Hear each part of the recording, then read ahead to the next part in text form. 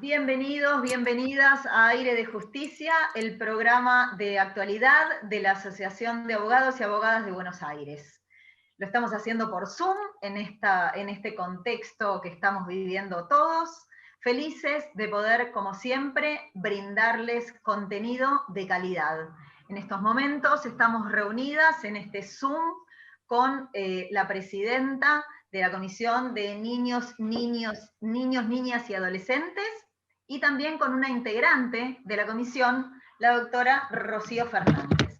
Si me dan unos segundos, les voy a dar un mini currículum de cada una de ellas, porque la trayectoria ustedes siempre saben que es muy importante, pero vamos a destacar algunas cuestiones. Marina Ditieri, abogada y docente universitaria de la Universidad UBA, UNDAB, UNPAS, presidenta de la Comisión de Niños, Niñas y Adolescentes de la Asociación, abogada en ejercicio de la profesión.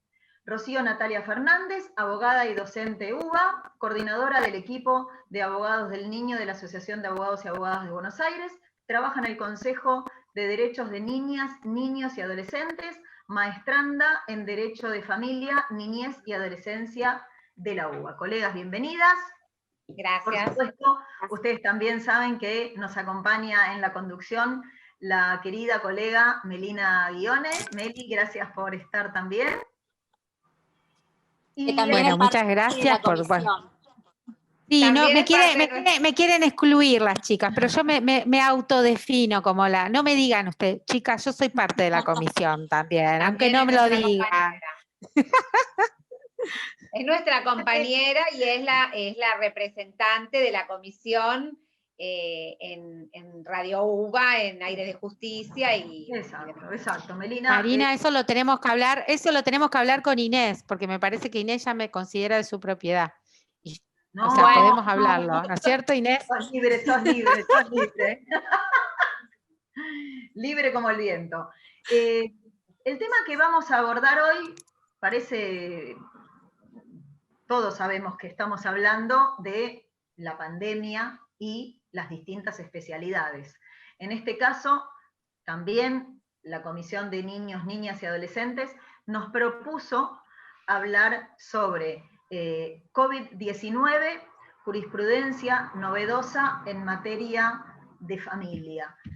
Antes de adentrarnos en ello, nos gustaría que nos comenten también cuál es la actualidad de la materia, cómo es la actualidad en tribunales, cómo son las audiencias, cómo se contactan con ustedes que son especialistas en un tema tan delicado, cómo los niños se comunican con ustedes.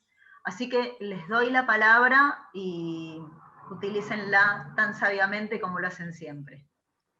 Bueno, yo para comenzar, digamos, lo que tiene que ver, en materia del fuero civil, puntualmente en materia de familia, el civil, no el civil patrimonial, nunca dejó de trabajar en la pandemia por las cuestiones que están en juego, materia alimentaria, violencia de género, cuestiones que involucran niños, niñas o adolescentes y demás, con lo cual el trabajo fue, desde un principio siempre se autorizaron las habilitaciones de feria y siempre se trabajó, o sea que en ese sentido la justicia siempre estuvo presente.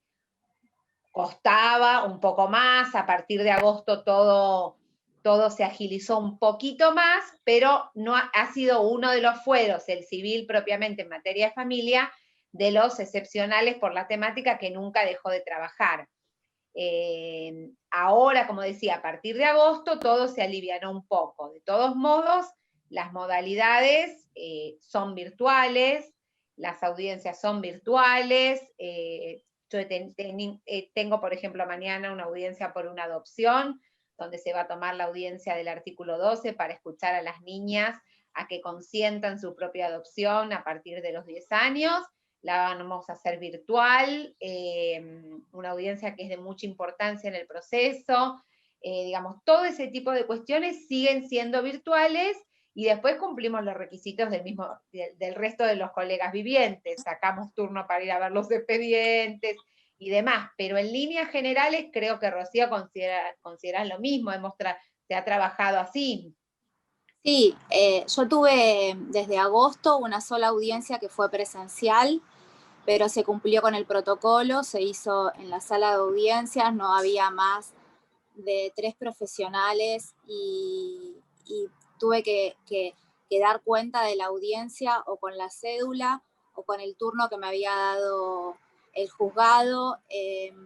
Nos han tomado fiebre antes de entrar al edificio, han constatado que efectivamente tengamos el turno y bueno, con las precauciones de en el ascensor solo una persona y demás. Pero sí, básicamente es como dice Marina, se tomó todo de manera digital, el trabajo también es remoto, subir los expedientes de manera digital, las cédulas siguen siendo electrónicas, salvo las cédulas a los domicilios denunciados, que en algunos casos dan a elegir o nos dan un turno para ir a dejar la cédula o nos dicen que notifiquemos por cualquiera de los medios previstos en el código. Pero básicamente sí, es todo digital y todo remoto. Y en esto último, retomo, Inés, un minutito, porque a ver, esta pandemia fue muy larga. Ahora estamos en esta última situación que dice Ro. Podemos pedir un turno para ir a la oficina, pero al principio, cuando había que dar traslado de las medidas excepcionales, de medidas de protección en materia de violencia y demás, no estaba esa posibilidad. Entonces, acá un poco nosotros queríamos hablar de jurisprudencia novedosa o de actitudes novedosas que ha tenido el Poder Judicial, que tuvo que ver con habilitar notificaciones, que hoy ya parece algo obvio, pero que en abril no lo era. Yo he notificado demandas por WhatsApp, por Facebook, por Instagram, no solo por las las habilitaciones del Código de Procedimiento, carta, documento y demás. La justicia en materia de familia flexibilizó un montón. Obviamente eran bajo responsabilidad de la parte, pero se han utilizado formas de notificación, por ejemplo, como una cosa muy innovadora en materia procesal, teniendo en cuenta todo el nuevo capítulo de procesos de familia que tiene el nuevo código, que habilita oficiosidad y un montón de estas cuestiones. Eso fue algo bastante innovador al principio de la pandemia. Hoy ya la pandemia es parte de nosotros, digamos, de la vida, de la nueva normalidad. No, y también otro que, digamos, le sumo a lo que estás diciendo, Marina, que al principio de la pandemia también había como una cierta discreción de los juzgados en cuanto a que ellos decidían si habilitaban feria o no, a pesar, por ejemplo, uno de los temas que vos mencionaste, que fue la adopción. Me ha pasado en varios casos donde la habilitación de feria no se daba en todos los casos, era discrecional de cada juzgado, salvo obviamente situaciones puntuales y complejas que en ese sentido sí, digamos, se habilitaba, pero no era lo común, digamos, tenías que pedir la habilitación de feria. Sí, eso también es bueno considerar. Y era muy discrecional. Sí. Incluso en los casos de gravedad había que pedirla. Ahora, en los casos de gravedad era dificultoso que no te lo otorguen. Ahora, vos querías iniciar algunas otras cuestiones, un divorcio, por ejemplo, donde no hubiera ni una situación de violencia, donde no hubiera ninguna cuestión grave en el medio que tuviera que ver con niños, niñas y adolescentes, y no te ibas a divorciar en abril, claramente. Pero me refería a que se ha trabajado en las cuestiones, por lo menos en materia de niños, niñas y adolescentes, y Rocío trabaja en el organismo de protección que es el Consejo y demás. En ese sentido, las habilitaciones funcionaron. Siempre uno queda discrecionalidad del juez, pero bueno, creo que en esos aspectos avanzamos. Bueno, eso es una muy buena noticia. Pongo de ejemplo mi especialidad, el Fuero de la Seguridad Social. La verdad es que fue tremendamente restrictivo, y si nos ponemos a pensar que hablamos de una comunidad que respecto a esta pandemia estuvo muy direccionado el cuidado a las personas de tercera edad, bueno, uno presentaba pidiendo que se continuara con el proceso o que se autorizara un embargo, y la verdad es que la discrecionalidad en nuestra materia fue fuerte, muy fuerte, en el ámbito de la Cámara Federal de la Seguridad Social y de los juzgados. Ustedes y eso que tiene carácter alimentario el reclamo. El reclamo, sí. Fue muy estricto, o sea, muy limitado, demasiado limitado.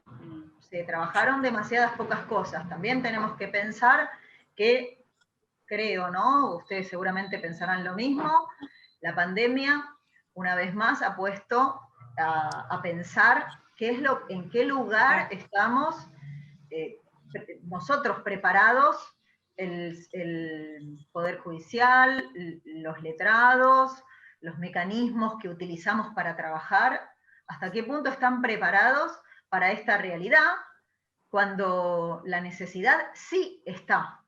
Entonces, ahí es justamente como nos adaptamos los abogados, las abogadas, y también cómo se adapta el Poder Judicial. Ustedes dicen que la respuesta fue positiva.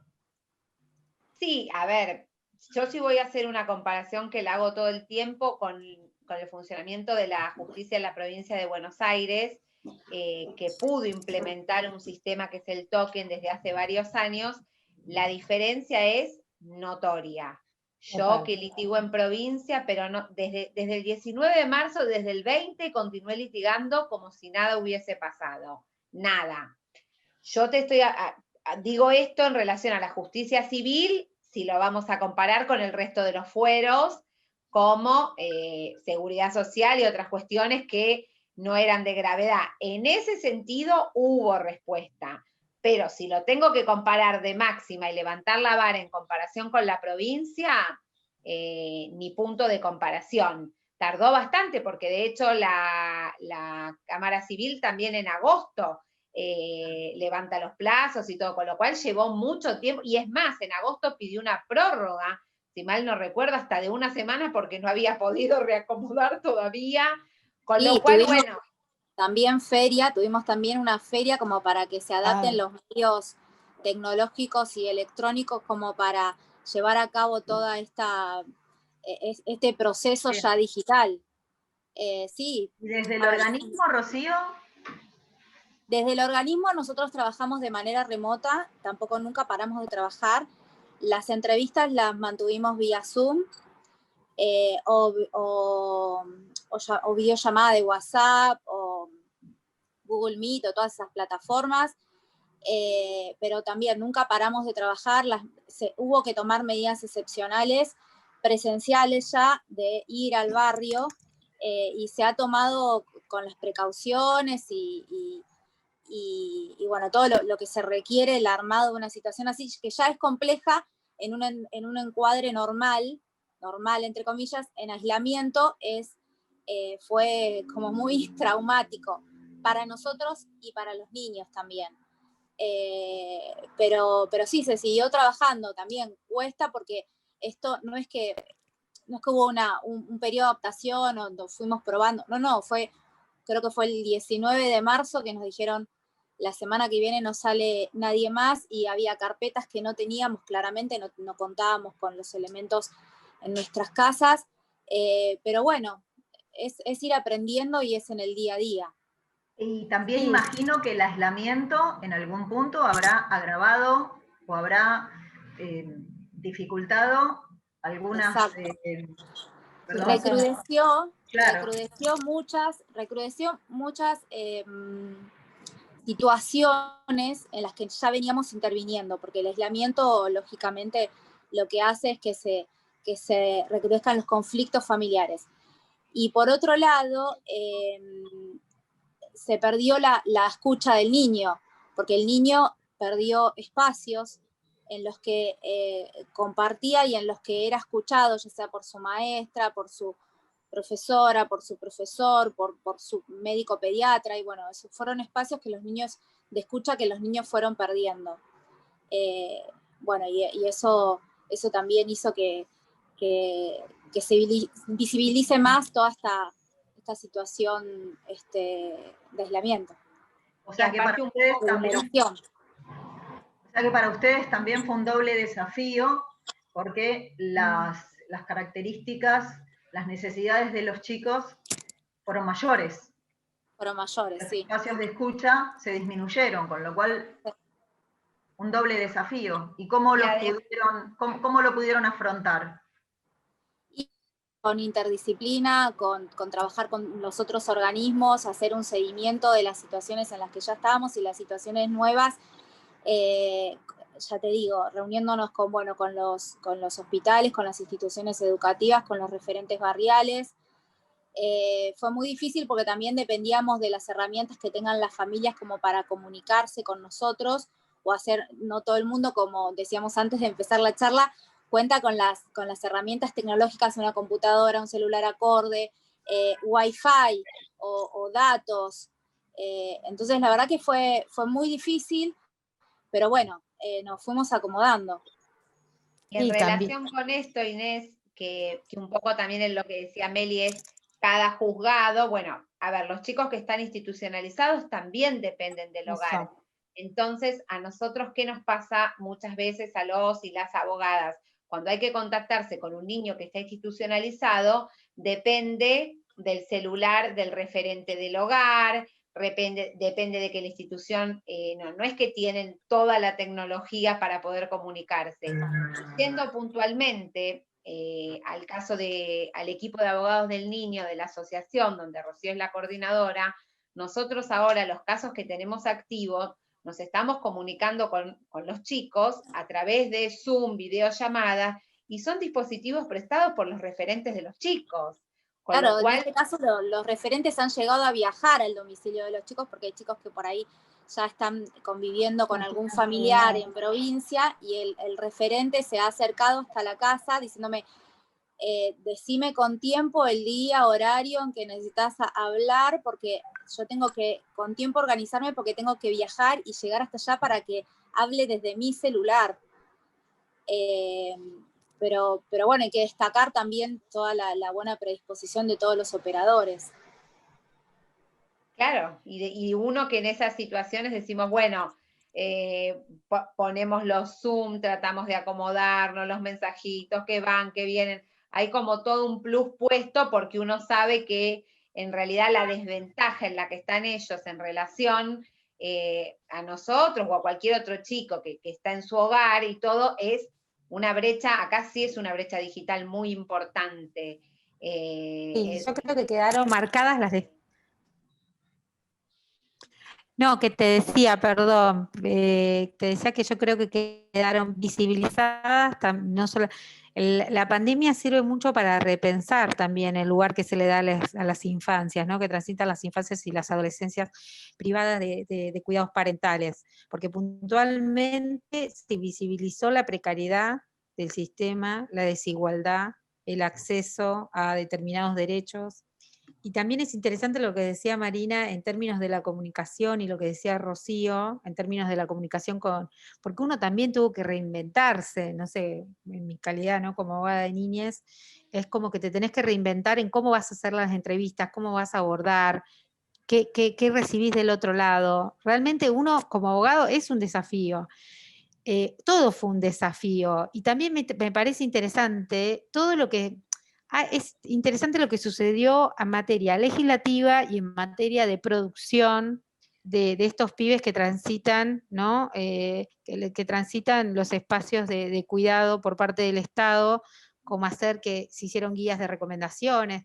Hubo mucha producción legislativa el primer mes, porque el Estado al principio dio una respuesta sanitaria a lo que es el aislamiento social preventivo obligatorio, y después hubo como unas respuestas a las necesidades que iban planteando cada colectivo de pibes, ¿no? Como ser los niños con discapacidad, como ser los consejos para los hogares. La primera guía de recomendación que apareció fue la de CENAF en cuanto a cómo iba a ser los protocolos de cuidado en los hogares, ¿no?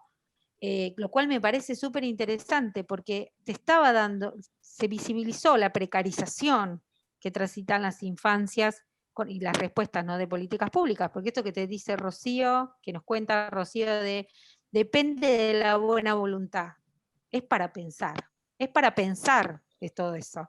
Yo me quedo también como positivo que dejó el aislamiento social preventivo obligatorio, fue el tema de las guías de recomendaciones que hizo CENAF, el tema de cómo fue tratada la discapacidad que ya mencioné, los materiales de difusión, los materiales pedagógicos, la producción de materiales pedagógicos, cómo se planteó el tema de las excepciones en la movilidad de niños, niñas y adolescentes durante el aislamiento, cómo fue progresando, cómo se fueron planteando diferentes situaciones. Que menciona Meli de las excepciones en los traslados, todo, total, hoy parece algo lejano, porque lo que hablábamos en la previa con Inés, hoy esta normalidad, nunca creímos estar viviendo algo tan extenso. Entonces, en su debate inicial en materia de infancia era qué íbamos a hacer con los regímenes comunicacionales, con los papás separados o divorciados.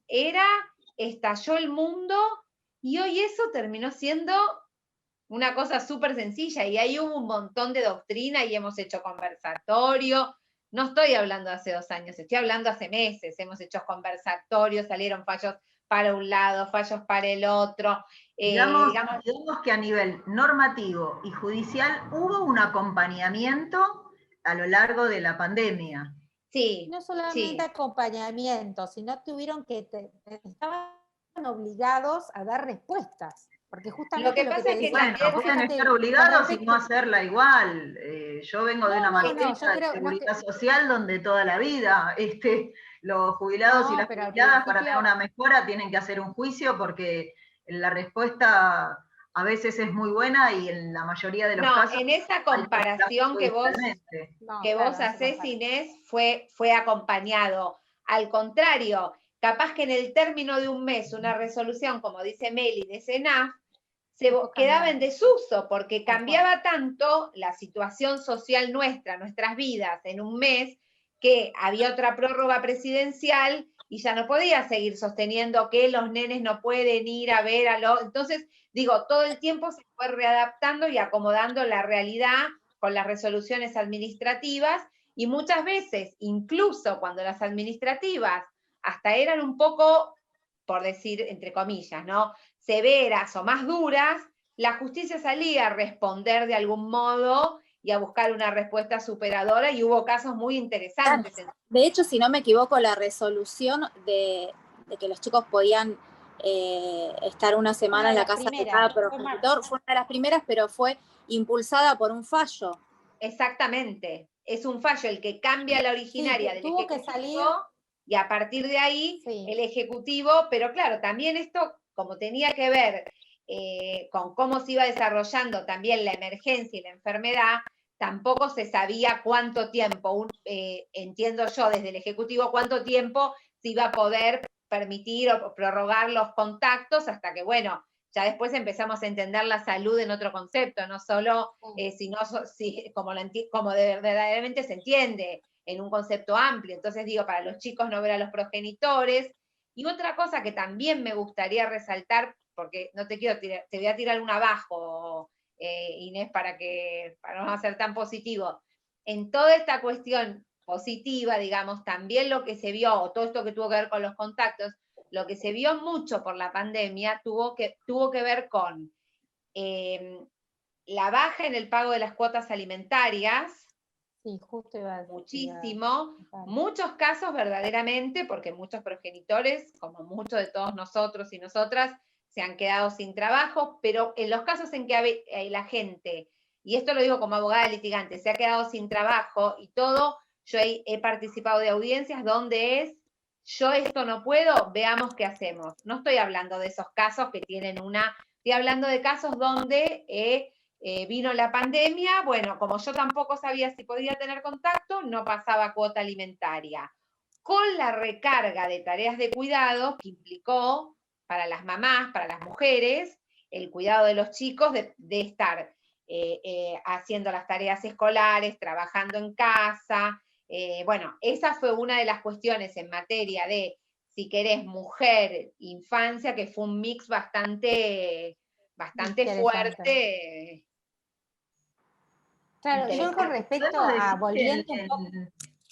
En líneas generales, por lo que veo que ustedes cuentan, ha habido un acompañamiento normativo, ha habido un acompañamiento de la justicia, pero también las necesidades han aumentado muchísimo. Desde el organismo, Rocío también nos aportó cuál es la actitud que están tomando, y las felicito porque me parece que cuando las reglas cambian, uno es el primero que tiene que adaptarse para poder llevar adelante la labor.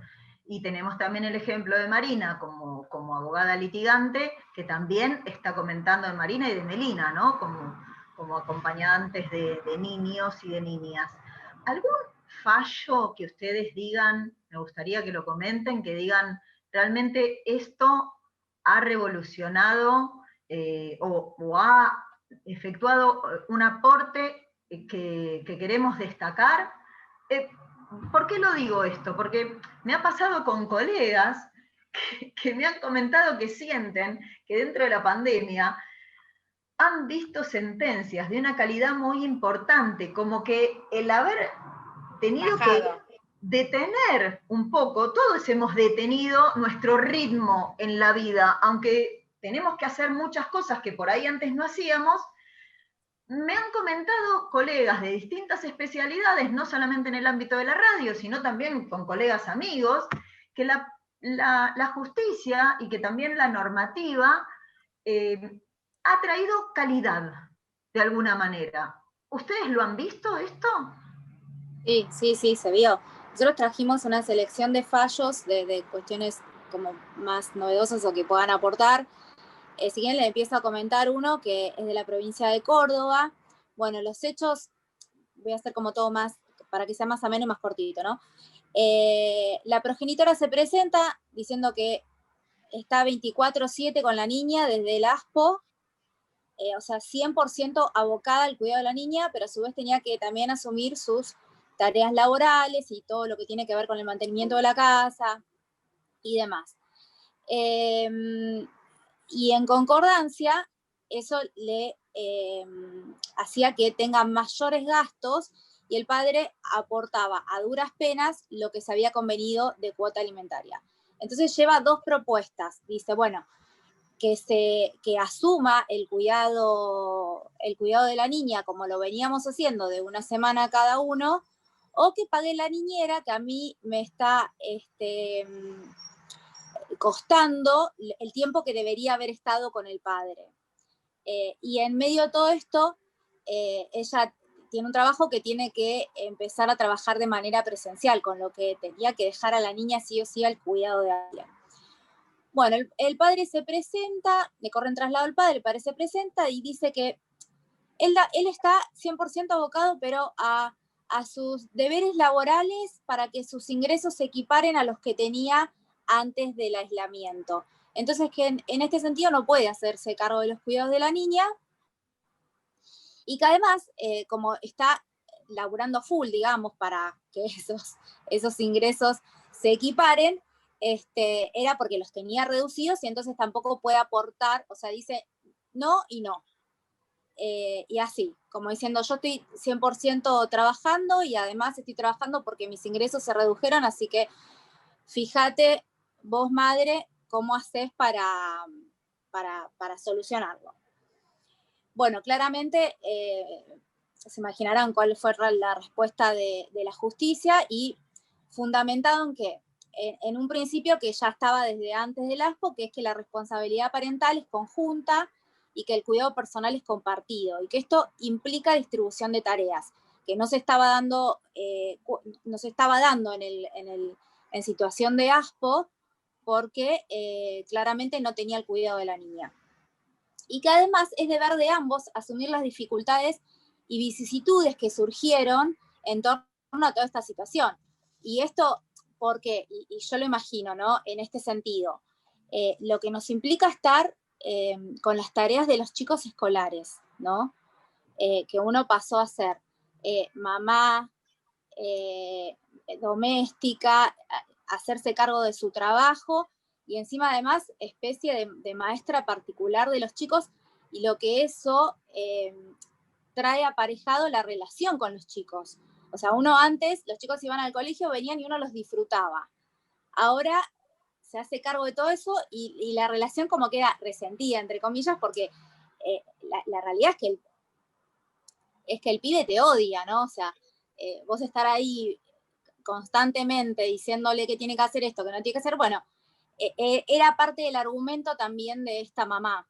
Decir, bueno, vos también sé el malo de la película en torno a tener que ayudar a la niña con las tareas escolares. Y en base a esto, lo que la justicia dice es que es necesaria una perspectiva de género, ¿no? Que deben tener los jueces cuando fallan, y esto es que no resulta admisible la posición del papá, toda vez que pretende que sea la madre quien asuma todo el esfuerzo y el costo que demanda adaptarse a esta situación excepcional, o sea, que debe ser compartido. Entonces le dice, bueno, tampoco puedo obligar a que asumas un cuidado que o no podés o no querés, entonces, bueno, paga la niñera.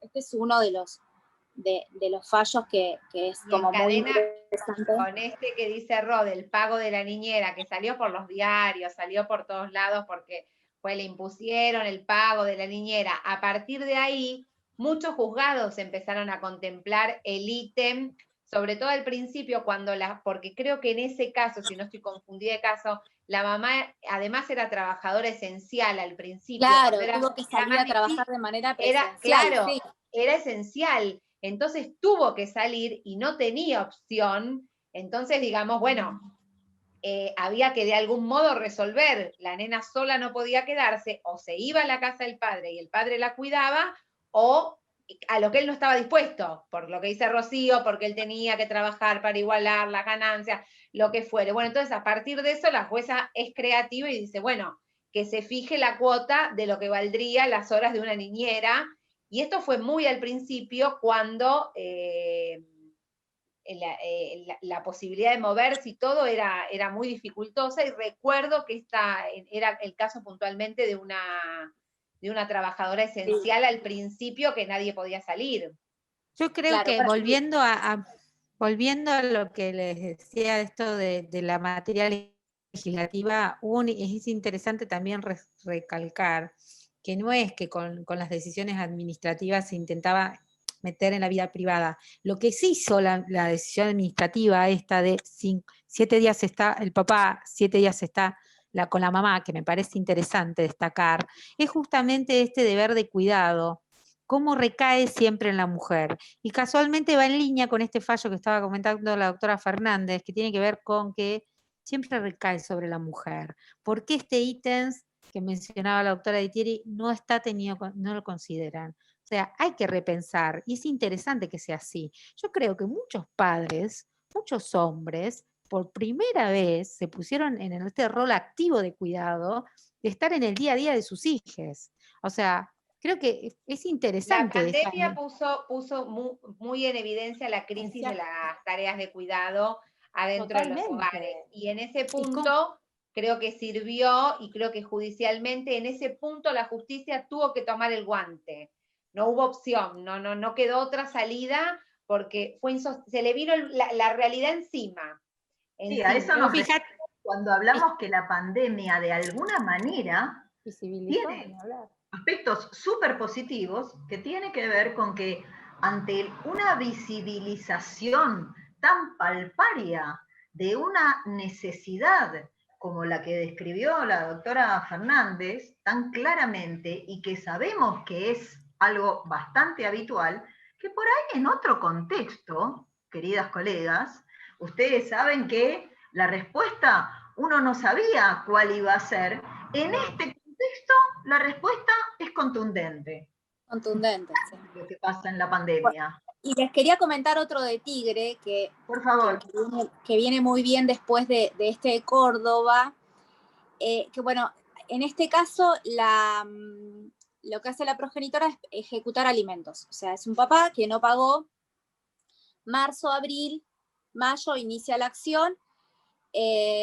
Bueno, le corren tras al papá, y el papá dice que algo pagó y hace como una excepción de pago parcial, presenta algunos recibos, diciendo que sí, que algo pagó y que pagó lo que pudo. Y que además el cuidado fue compartido en ese momento de aislamiento, y que ella está reclamando el pago de las cuotas adeudadas. Y que además sus ingresos se vieron reducidos, pero drásticamente, porque él se dedica a la organización de eventos y fiestas corporativas y demás, con lo que estaba mal. Tremendo. Que sigue igual, sigue cerrado. Sí, sigue cerrado. Sigue O sea, cerrado, debe seguir aclaremos. mal. Debe seguir Va a mal. seguir mal. Bueno, lo interesante es que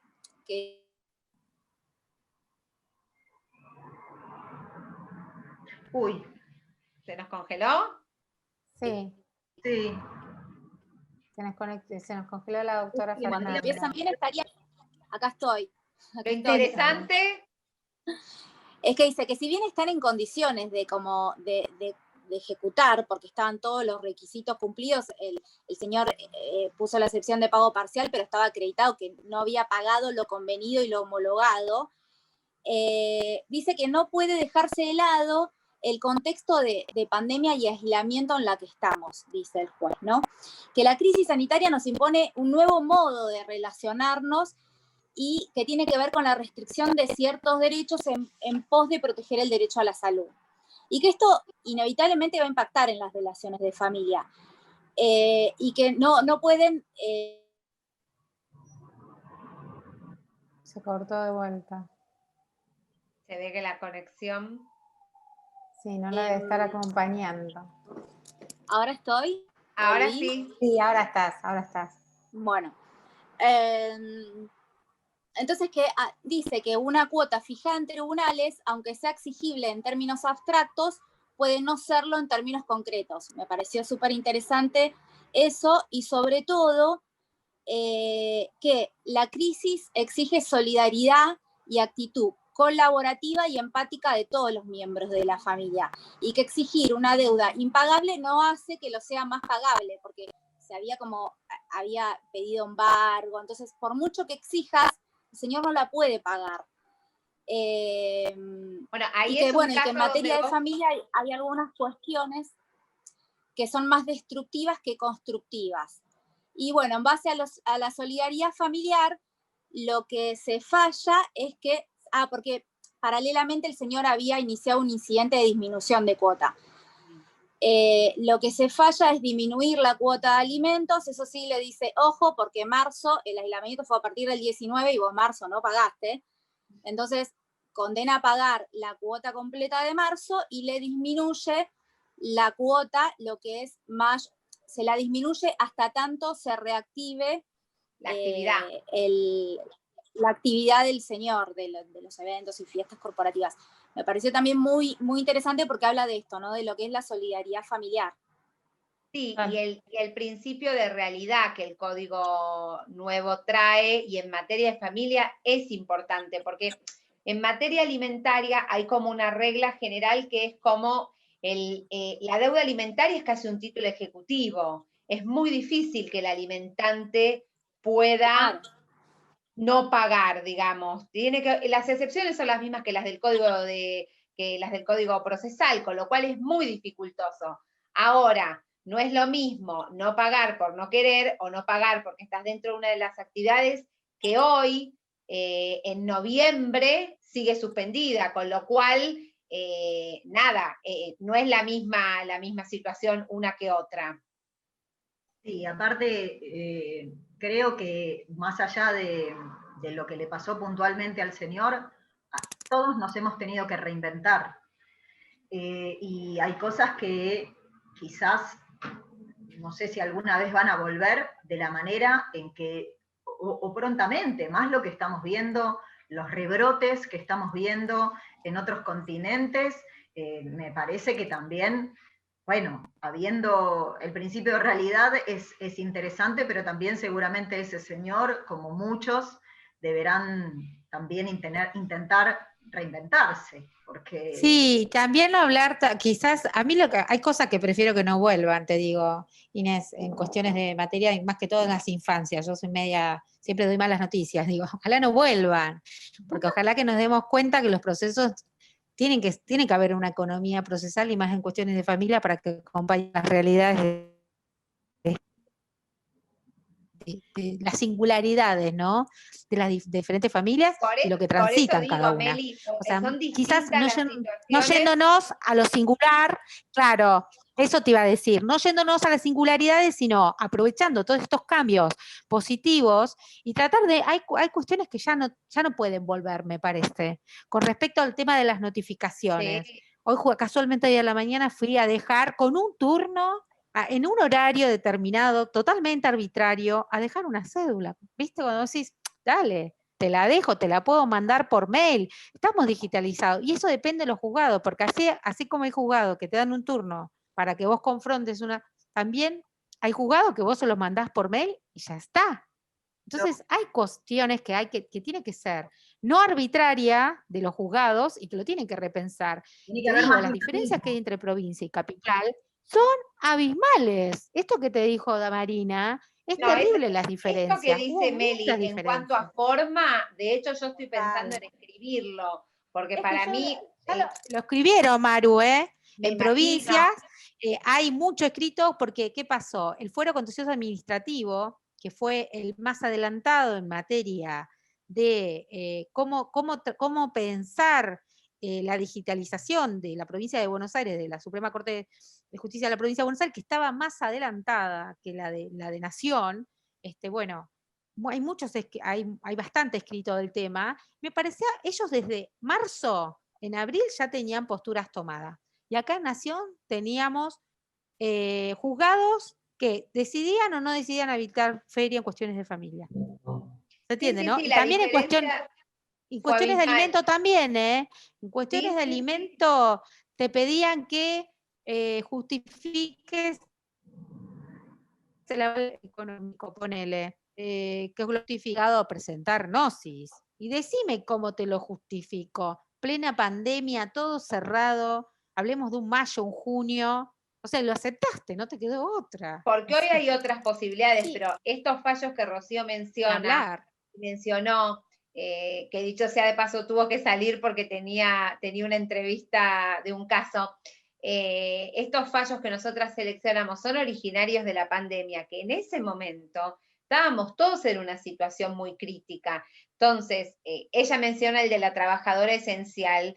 También hubo uno muy importante de una mujer que era trabajadora esencial y ellos tenían, muchas veces suele ocurrir que en los casos donde hay niños, niñas y adolescentes y hay cuidados parentales y hay divorcio y hay, bueno, a veces de un cliente tenés 5 expedientes, empieza la violencia familiar, el cuidado personal, los alimentos, las cautelares. Bueno, en el fallo puntualmente había varias denuncias de violencias cruzadas. Entre una de ellas, él no podía acercarse porque tenía una perimetral hacia el domicilio de ella. Entonces, que con la excusa de que él tenía la perimetral para el domicilio, que no podía acercarse, el perimetral que estaba vencida, ¿no? Con esta excusa, él decía que no podía ir a buscar a su hija cuando ya se había habilitado lo de semana y semana. ¿Cuál era el tema? Esta mujer era enfermera, si mal no recuerdo, trabajadora esencial y tenía que retomar las tareas. Y decía que, él decía, si yo voy a la puerta, seguro me va a meter una denuncia. No había situaciones de violencia, son formas de violencia igual, pero en general eran de tipo discusiones, donde uno discutía con el otro, terminaban poniéndose esas perimetrales que son impensables y lógicas, pero que nosotros vemos mucho y que son comunes. Entonces él decía, si yo la voy a buscar y no cumplo con el acuerdo, bueno, una jueza de las más importantes de acá, no la voy a nombrar, pero para mí es de las mejores que tiene el Fuero Nacional, le dice, bueno, espérenme un segundito, vamos a hacer una cosa, o sea, su mujer es trabajadora esencial, tiene que trabajar, digo, además el Estado la obliga a reincorporarse. Usted tiene toda la disponibilidad absoluta, tiene auto, porque el otro tema era, en aquel momento, más que hoy, movilizarse con los chicos en transporte público. Entonces, les hace un permiso a través de la sentencia, porque no estaban los permisos. En ese momento no. Les hace un permiso para que puedan circular y lo autoriza a él ir y venir para que esto le sirviera, entre comillas, a él de respaldo de que no iba a ser denunciado por ella porque estaba incumpliendo algo. Con lo cual, también otra forma creativa, y esta mujer puede reincorporar la actividad laboral y él puede hacerse cargo de lo que le venía bastante cómodo, no hacerse cargo durante todo ese tiempo. Así que en ese sentido hubo fallos muy, muy interesantes. Ahora calmaron un poco porque un poco las cuestiones de movilidad y de eso se naturalizaron y de alguna manera se fueron resolviendo, si bien, bueno, hay cosas que necesitan una mayor reglamentación respecto de la movilidad, porque se necesita, hay muchas circunstancias que no están previstas y se necesita. La verdad es que me alegra, me encanta que el Poder Judicial haya podido, utilice la creatividad porque es muy interesante. Porque, no, lo bueno es que la creatividad lo usan los profesionales, Inés. Lo interesante es que el profesional se anime a ser creativo, porque ¿sabés qué pasó en la pandemia? El profesional tuvo que pedir y el juez tuvo que fallar. O sea, ¿entendés? Yo le llevo se la cumplió propuesta, perfecto. yo se la llevo armada, y si 2 minutos más les cuento esta que me la acordé ahora, Dale. en un caso de ahora con un niño que quedó, el papá fue trasladado, Servicio Penitenciario Federal, quedó trasladado a La Pampa, no puede volver, no se puede salir de La Pampa, hace 7 meses que no lo ve, el nene acá con la mamá. Hice una unión con el defensor de allá, de la provincia, con un permiso, y logramos hacer, porque si la madre no puede ingresar a La Pampa, porque La Pampa no permite, el padre no puede salir de La Pampa, logramos que el nene sea entregado en la frontera, la mamá va con un permiso, ellos se encuentran en un lugar puntual donde está avisada la policía, gendarmería, todo, y se hace la entrega del niño en la frontera, cosa que la madre no tiene el problema, la mamá se vuelve y el papá no tiene el problema, ni de salida, ni de hacer la cuarentena, ni la imposibilidad por ser por ser el servicio esencial. Con lo cual lo pudimos organizar con el defensor por teléfono, un genio igual, por teléfono pudimos hacer ese acuerdo, pero esto incluyó un laburo profesional, no porque me haya tocado a mí, no, porque lo pasa a todos los colegas, pero digo, una cosa como muy puntual, porque el nene hacía 7 meses casi que no veía al padre, y digamos, hablé hasta yo con el nene y era escucharlo, para él era una cosa que no se podía sostener más. Entonces logramos que se pueda ir y se va a quedar hasta antes que empiece Navidad para pasar las fiestas con la mamá y quedarse todos estos meses con su papá y hacer el mismo circuito. O sea que, nada, hay un montón de cuestiones que, como dice Meli, requieren de creatividad del profesional, pero necesitas un poder judicial que te acompañe, porque yo todavía, agrego una más que me acordé, el registro civil de la provincia de Buenos Aires no está trabajando y emitiendo partidas. Yo tengo un montón de trámites, un montón trabados, porque no tengo las partidas, y esto lo sé yo, lo debe saber hasta el gobernador ya.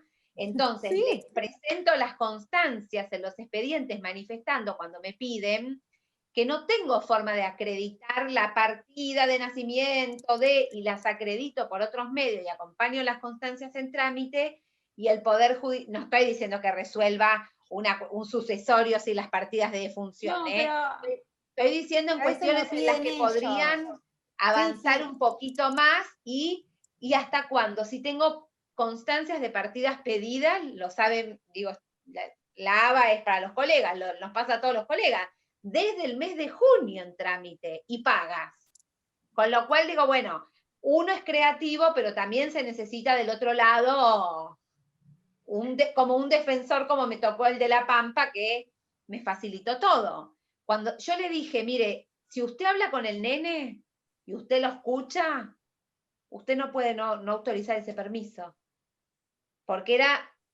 y después me mandaron el video de cuando llegó a La Pampa, hicieron ese encuentro en la frontera, todo fue como y bueno, se necesitan las dos cosas, al profesional y al Poder Judicial que acompañe. Sí, se necesitan las dos cosas, porque todos sabemos que muchas veces, tanto de un lado como del otro, puede haber oídos sordos y es tremendo. Es tremendo porque nosotros somos intermediarios.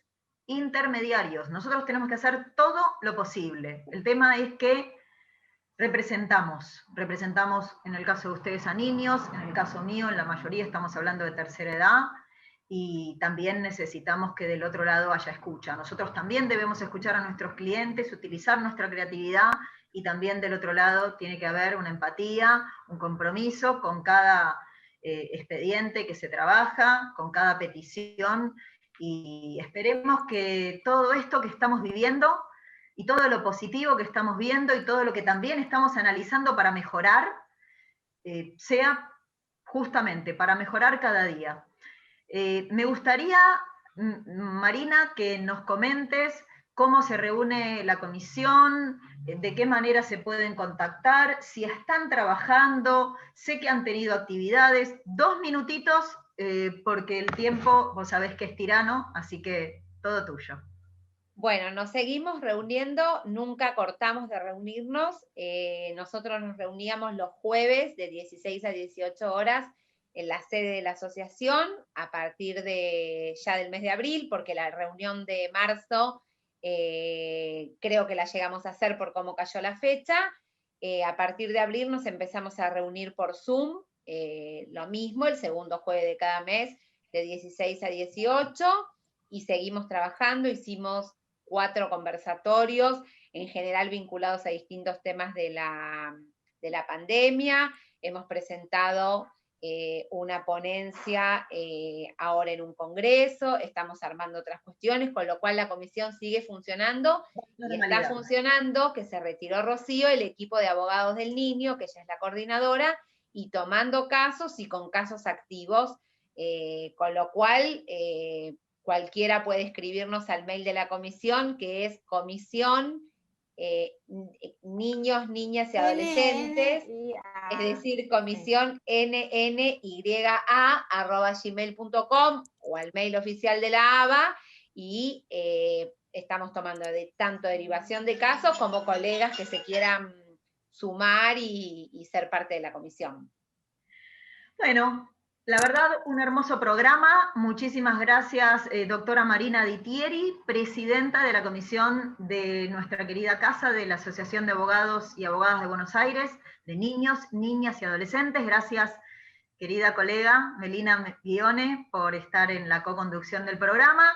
Y entonces a todos les decimos que tengan una hermosa semana, y nos reencontramos en el próximo Aire de Justicia. Muchísimas gracias por acompañarnos. Gracias por la invitación, chicas. Hasta luego. Gracias a todas por haber venido. Hasta luego.